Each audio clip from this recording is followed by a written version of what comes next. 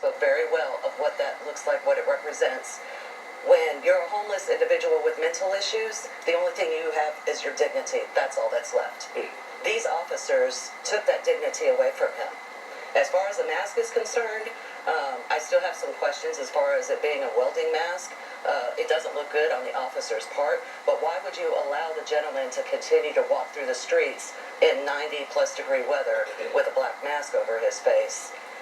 I've got a lot of questions, and I too expect some disciplinary proceedings to take place with the officers. Dr. Robertson, you and I talked earlier today, and one of the important points that you made was, if the officers didn't know what the aesthetics of this looked like, they should have known.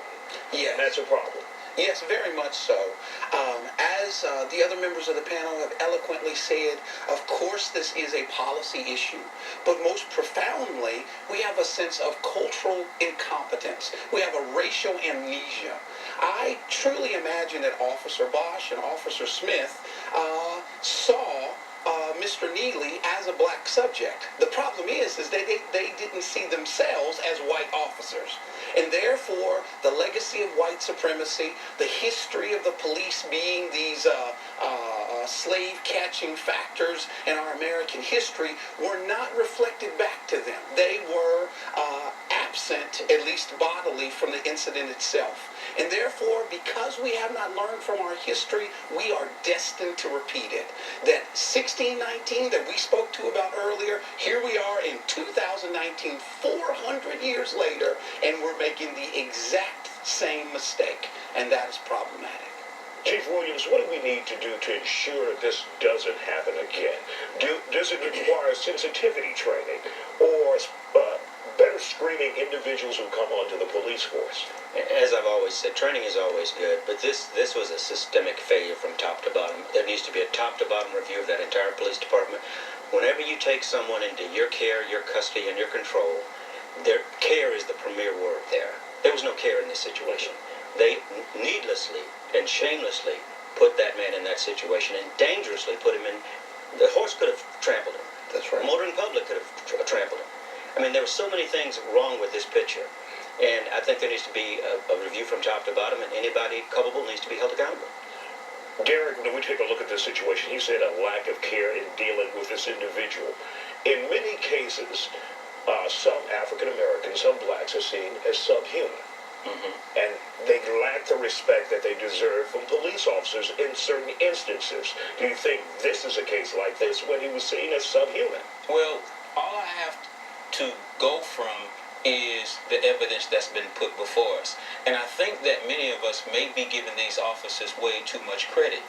We are assuming that this is just a policy mix-up or misunderstanding of what the policy was. I'm not ready to accept that.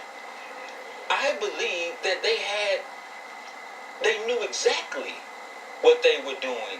You don't tie a human being to an animal and not be conscious of the fact that you are dehumanizing and degrading this human being. If those officers are so incompetent that they did not realize that they were snatching this man's dignity right from underneath him, that they should be fired anyway.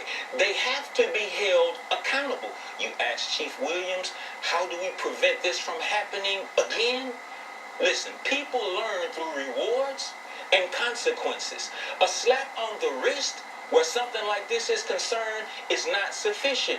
And let me also say that just a few days ago, a young man was arrested, white boy arrested for killing 22 people in a Walmart. Dylan White was arrested for killing 9 people in the church. They gave him a drive-through Burger King. How is it that these white suspects are being treated with greater dignity than a homeless man with mental issues who did not even commit a violent crime? You tie him to an animal? Really? No.